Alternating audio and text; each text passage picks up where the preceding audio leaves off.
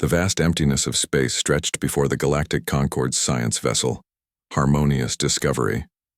The ship's engines hummed quietly as it approached the edge of an uncharted solar system. The crew, made up of various alien species, worked calmly at their stations. They had explored many systems before, but this mission was different. "Captain, we're picking up unusual signal patterns from the third planet," said Officer Minji, her four-fingered hands moving gracefully over the control panel. Her pale blue skin reflected the soft lights of the bridge. Captain Do-Yun nodded, his large eyes blinking slowly. "Show me the readings." A holographic image appeared in the center of the bridge. The planet was blue and green, with swirling white clouds covering parts of its surface. It looked peaceful from a distance, but the ship's sensors told a different story. "This can't be right," muttered Science Officer Kiju, checking the readings again. "According to our scans, this is a Class 12 Deathworld." The bridge fell silent. Class 12 meant the planet was extremely dangerous, with conditions that should make advanced life impossible. "And yet we're detecting clear signs of technology," added Minji. "Radio signals, artificial satellites, and energy signatures consistent with a developing spacefaring civilization." Captain Do-Hyun frowned.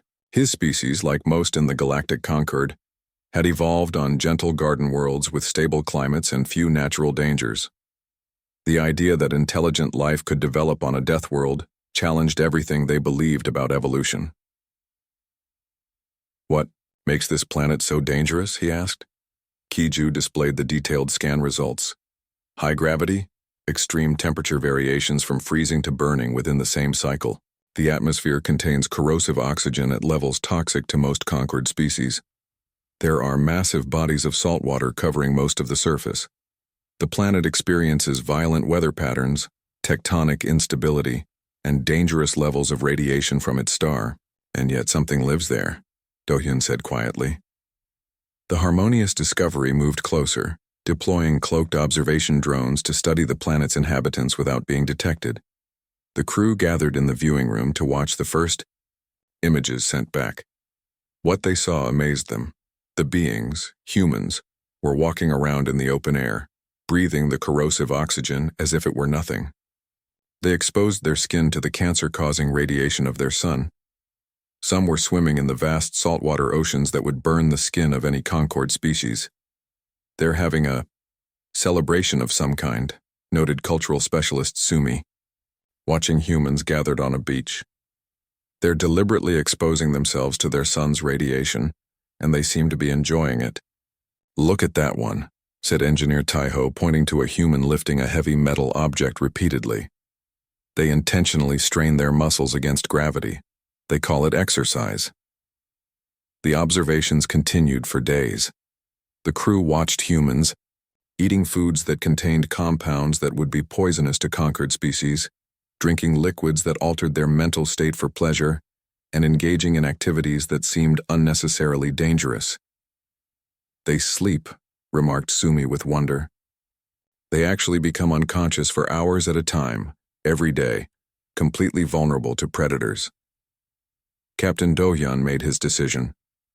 "We need to make contact, but carefully. These humans have evolved in conditions that would kill any of us. They may be more dangerous than they appear." The council was informed and after much debate approved first contact. A diplomatic team was assembled, equipped with the most advanced environmental suits the Concorde could provide. As the shuttle descended toward the designated meeting point, Officer Minji looked out at the blue sky of Earth. "Do you think they know they live on a death world?" she asked. Captain Do-Yun considered this. "I doubt it. To them, this is just home." The shuttle landed in an open field where human representatives waited. The diplomatic team checked their environmental seals. One last time before opening the door, the humans stood calmly without protection, in conditions that the Concorde species considered completely hostile to life. And they were smiling. This, thought Captain Do-Hyun as he stepped carefully onto the deadly soil of Earth, was going to be the most unusual first contact in Concorde history. Encounter with a death world. HFY Galactic Story. The Concorde diplomatic team stood in their sealed environmental suits, facing the human representatives in an open field. The humans wore no protection at all. They simply breathed the oxygen-rich air that would corrode Concord lungs and let the sunlight touch their skin directly. Ambassador Jiwoo stepped forward with an outstretched hand. On behalf of Earth, welcome to our world. The aliens hesitated, their translator devices working to process her words. Captain Do-hyun finally extended his gloved hand carefully, mimicking the gesture he had observed in their studies. "We thank you for this meeting," he said through his suit's speakers. "I represent the Galactic Concord, an alliance of peaceful spacefaring species." "Why are you wearing those suits?" asked Jiwoo. "Is our atmosphere harmful to you?" Kiju, the science officer, answered. "What you breathe would burn our respiratory systems. Your gravity strains our bodies. Your sunlight would damage our cells." The humans exchanged surprised glances. To them, Earth was simply home. "Come," said Minister Hanjin. "Let's continue our discussion indoors. We've prepared a special chamber where we can adjust conditions to make you more comfortable." Inside the diplomatic building, the humans had created a room with lower oxygen, reduced gravity, and filtered light. The Concord team could remove their helmets but kept their bodysuits on. "Much better," said Captain Do-hyun, his large eyes blinking in relief. "Thank you for your consideration." "It's fascinating that our normal environment is so hostile to you," said xenobiologist Hyerin. "We never thought of Earth as dangerous." "That's because you evolved here," explained Minji. "To your bodies, this is normal. To us, your world is what we classify as a Class 12 death world." "A death world?" Hanjin raised his eyebrows. "That sounds dramatic." Cultural specialist Sumi activated a holographic display showing comparative planetary data. Most intelligent species in the Concord evolved on worlds with stable environments, minimal temperature variations, gentle gravity, and few natural disasters. The display showed humans engaging in what they considered normal activities. Climbing mountains, diving underwater, eating spicy food, and exercising in high temperatures. "All of these activities would kill most conquered species," said Sumi. "Your recreational activities are survival challenges for us." Minister Hanjin laughed. "Wait until you hear about our extreme sports." The meeting continued for hours, as both sides exchanged information. The humans were amazed to learn how fragile the alien species were, while the Concord team was increasingly astonished by human resilience. "You mentioned you sleep," said Taiho with fascination. "You actually become unconscious and defenseless for hours every day?" "Yes," replied Hyerin. "Don't you?" "Our species enters brief rest cycles while remaining alert," explained Taiho. "The idea of being completely unconscious is terrifying." Later, they shared a meal together.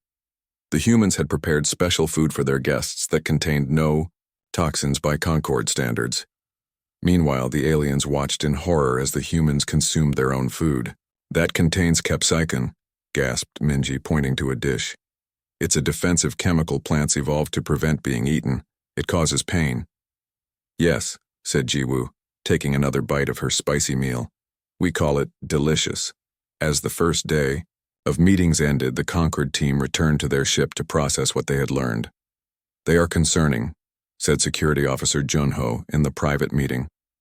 "They've evolved on a world that kills with 1,000 different threats. Their bodies can withstand conditions that would destroy any of us. Their history is filled with warfare and competition, but they were kind to us," countered Sumi. "They went out of their way to make us comfortable." Captain Do-hyun nodded slowly. "Both observations are true, and that makes humans unique in our experience. They have the physical resilience of predators, but show the social cooperation of peaceful species." That night, as the Concord ship orbited Earth, secret transmissions were sent back to the Concord Council. Some recommended embracing this unusual new species. Others warned that creatures evolved on a death world might bring unexpected dangers to the peaceful Concord. Below them, unaware of the debate their very existence had sparked among the stars, humans went about their daily lives on a planet that would kill any other intelligent species in the galaxy. Encounter with a Death World. HFY Galactic Story. The bright lights of the emergency alert flashed across the Concord diplomatic vessel. Captain Do-Yun rushed to the bridge, his heart racing. The negotiations with the humans had been going well, but now something was very wrong. "Report," he commanded as he entered. Communications Officer Minji looked up with fear in her eyes. "Multiple distress calls from our outer colonies, Captain. They're under attack." The main screen displayed a series of urgent messages from distant Concord worlds. The peaceful species had little experience with warfare, and their panic was clear in every transmission. "Show me the attackers," said Do-Yun. The screen changed to show dark, angular ships firing on Concord colonies. The vessels belonged to no known species in their database. "Who are they?" asked Science Officer Kiju. "They call themselves the Thrak Empire," replied Minji. "They sent a message before attacking. They demand immediate surrender of all Concord territories on their border." Captain Do-Yun frowned. In the 1,000 years of the Concord's existence, they had never faced a true military threat. Their ships were designed for science and exploration, not combat.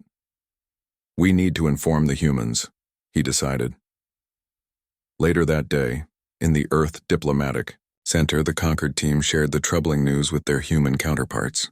The room was tense as they showed the footage of conquered worlds falling to the Thrak forces. Admiral Sunwoo of the Earth Defense Force studied the tactical displays with a grim expression. Unlike the conquered species, humans had a long history of warfare.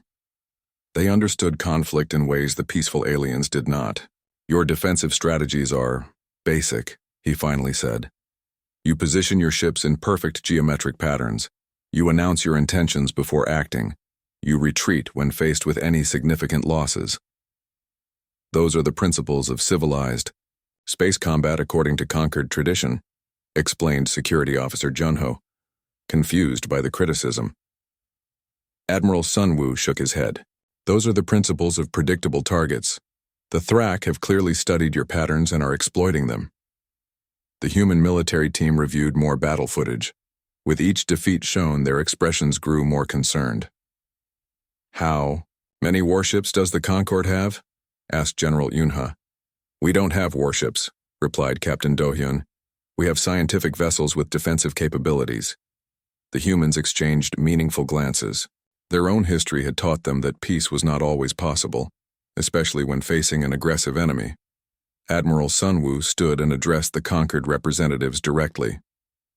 "We propose an alliance. Earth will help defend the conquered against the Thrak. In exchange, we ask for technology sharing and recognition as full members of your galactic community." The conquered team was shocked. "You want to fight our war?" asked Minji. "Voluntarily? It's what humans do," replied the Admiral calmly. "We protect our allies." Counselor Minhee from the Concord's ruling body, who had been listening quietly, spoke up. "You evolved on a world that tried to kill you every day. You survived predators, disasters, and your own violent history. And now you offer to face death for species you barely know?" "Yes," said General Yunha simply. "Because if the Thrak defeat you, they'll eventually come for Earth too. Better to fight them together on our terms." As more distress calls came in from falling conquered worlds, the Council reluctantly agreed to the human proposal. They had no alternative. Within days, human military advisors began working with conquered ships. The first joint fleet gathered at a staging area near the front lines. Human vessels, though smaller and less advanced than conquered ships, were designed specifically for combat. Captain Do-Hyun watched from the bridge of the Harmonious Discovery, as human officers instructed conquered crews in battle tactics. The peaceful aliens struggled to understand concepts like flanking maneuvers and defensive feints that came naturally to humans. "Are we making a mistake?" Kiju asked quietly. "Bringing these Deathworlders into our conflict?" Do-Hyun considered the question as he observed a human pilot demonstrating evasive maneuvers that seemed impossibly risky. "We evolved in safety and peace," he finally replied. "They evolved facing constant danger. We may need their unique perspective if we hope to survive the Thrak." As the first battle approached, the Concord species watched with a mixture of hope and fear as their new human allies prepared for war with a calm efficiency that could only come from a species all too familiar with fighting for survival. Encounter with a Deathworld, HFY Galactic Story. The joint human Concord fleet gathered at the Procyon staging area. The space around the star was filled with ships of different designs. The sleek, elegant vessels of the Concord looked like works of art next to the more functional human warships. Commander Junho stood before a holographic display showing the Thrak fleet's position. Human and Concord officers gathered around, listening carefully to his briefing. The Thrak expect you to follow standard Concord battle patterns, explained Junho. They anticipate logical, predictable responses, because that's what they've seen so far. Our advantage is that humans are anything but predictable. Captain Dohyun watched with concern. The human battle plan seemed chaotic and dangerous. These maneuvers have high risk factors, he noted. Yes, agreed Junho with a small smile. That's the point. The Thrak won't expect anyone to take such risks. The first battle began the next day. Thrak warships approached in a tight formation, expecting the Concord ships to arrange themselves in their usual defensive pattern. Instead, human pilots led small, fast attack ships directly into the heart of the Thrak formation. They flew through gaps that seemed impossibly narrow, making turns that pushed their ships to the structural limit. In the control room, Minji watched the battle with wide eyes. The G-forces those pilots are experiencing would kill any of our species, she whispered to Kiju. The human pilots seemed to ignore the danger. When their ships were damaged, they continued fighting instead of retreating to safety. When Thrak vessels targeted Concord ships, humans moved to protect their allies, putting themselves in the line of fire. The Thrak, used to fighting the predictable Concord, had no response to these wild tactics. Their formation broke, and their coordinated attack fell apart. It's working, said Captain Dohyun in amazement. After the first victory, the joint fleet pushed deeper into Thrak territory. The humans analyzed the enemy's tactics after each battle and constantly changed their approach to stay unpredictable. The biggest test came when they discovered the location of the Thrak command ship. It was protected by a massive fleet and was stationed near a pulsar star that emitted deadly radiation. We can't attack there, said Science Officer Kiju. The radiation levels are too high. Even in our ships, we would receive fatal doses within minutes. Lieutenant Suman, a human tactical officer, studied the scans. The radiation is an advantage, she said. The Thrak think it protects them because no conquered species would risk going near the pulsar, but humans can tolerate higher radiation exposure, especially for short periods. She proposed a daring plan. A small team would take a fast ship through the radiation zone, board the Thrak command vessel, and disable its shields. Then the main fleet could attack. Captain Dohyun was shocked. It's suicide, he protested. It's risky, corrected Suman. But we can survive long enough to complete the mission. Despite the Concord's concerns, a team of human volunteers led by Lieutenant Suman launched toward the Thrak command ship. Their vessel was hit several times, but they continued. When they reached the enemy ship, they boarded it directly, fighting through Thrak warriors in close combat. On the bridge of the Harmonious Discovery, the Concord crew watched through the team's cameras. The humans fought with an intensity that shocked their alien allies. Even when injured, they kept moving forward. Suman reached the shield controls despite suffering radiation burns and a deep wound in her side. She disabled the shields, allowing the joint fleet to attack the now vulnerable command ship. After the battle, the human team was recovered. In the medical bay, Chief Medical Officer Jinwoo examined Lieutenant Suman with amazement. Your radiation exposure should have been fatal, he said, scanning her body. Don't worry, she replied, weakly from her bed. My cells are already repairing the damage. Jinwoo watched in wonder as her human body fought against injuries that would have killed any Concord species. Your natural healing is remarkable, he said. Is this common among humans? Common enough, said Suman.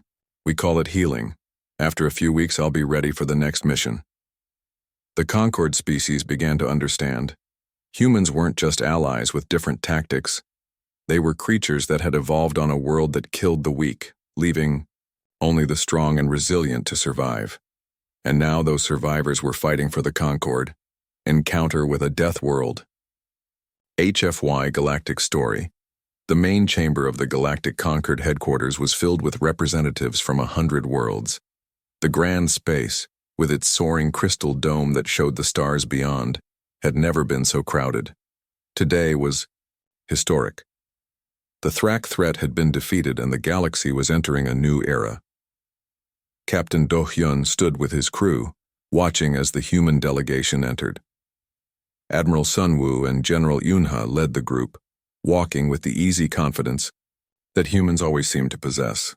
The crowd parted before them, a mixture of fear and respect in the eyes of the alien species. Counselor Yuri, head of the Concord Council, raised her hands for silence. Her voice echoed through the chamber.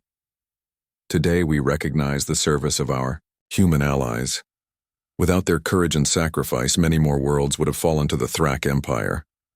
On the large screens around the room, images played of human ships defending conquered colonies. One showed Lieutenant Suman, now recovered from her injuries, leading the critical mission against the Thrak command ship. Another displayed human medics, treating wounded aliens with gentle care after battle.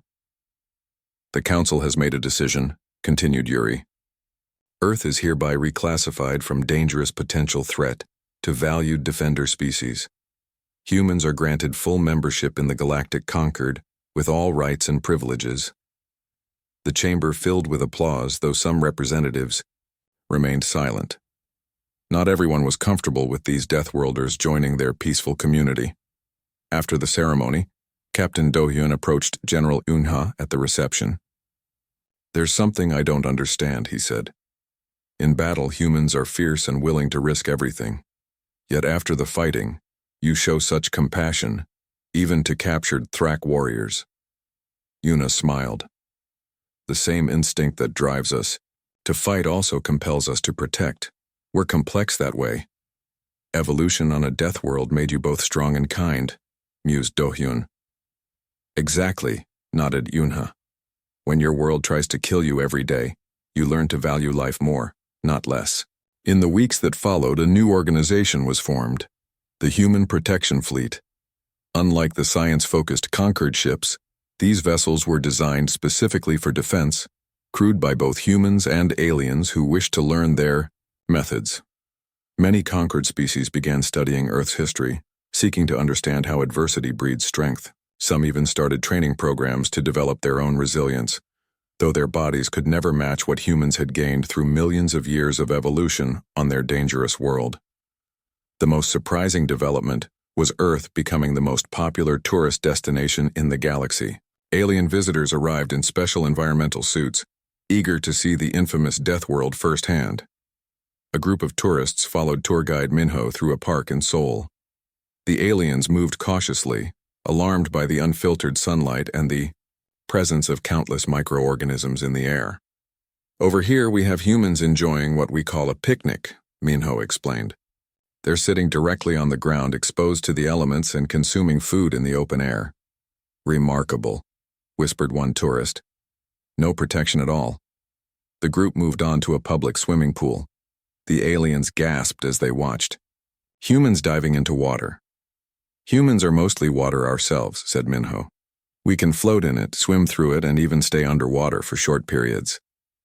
One brave tourist asked, is it true that humans deliberately enter rooms filled with heated water vapor for pleasure? Yes, replied Minho with a smile. We call it going to the sauna. Would you like to see one? I promise it's perfectly safe for humans. As night fell over Earth, Captain Do-hyun stood on a balcony with Admiral Sun-woo, looking at the city lights below. Your world is still classified as a Deathworld, said Do-hyun, but I'm beginning to think that's not a bad thing. Sun-woo nodded. When life is easy, you never discover what you're capable of. Earth made us strong. Now we can help make the galaxy strong too. Below them, humans went about their lives, unaware of how extraordinary they seemed to the rest of the galaxy, creatures who had not just survived, but thrived on a world that should have killed them, and who now reached out to the stars not with fear, but with hope.